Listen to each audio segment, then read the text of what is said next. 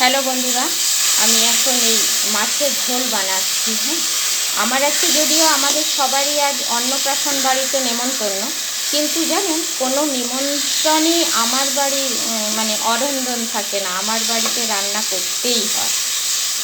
নিজের হেঁসেলকে তো অরন্ধন দিতে পারি না, সেই হেতু রন্ধন করতেই হয়।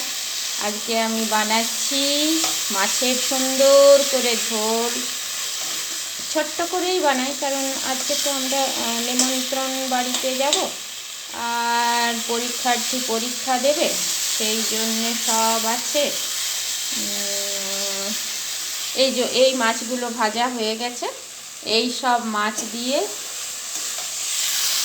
সুন্দর করে একটু ঝোল করব। আর ভাত হয়ে গেছে, ভাত ডাল, একটু টমেটো দিয়ে আলু দিয়ে একটুখানি বানিয়েছি। আর এই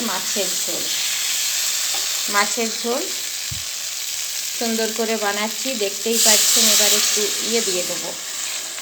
যখন রান্না হয়ে যাবে, এই যে যখন এটা ফুটে আসবে, তখন মাছগুলো ছেড়ে দেব।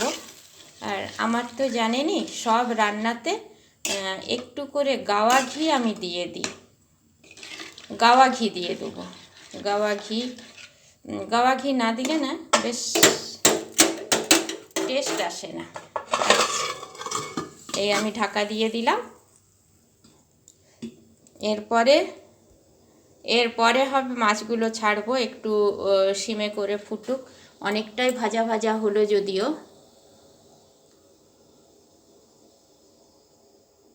একটু সিমে দিয়ে ঝোলটা ফুটফুট হোক, তারপরে মাছগুলি সব ছেড়ে দেবো, গাওয়া ঘি লাস্টে দিয়ে দেবো।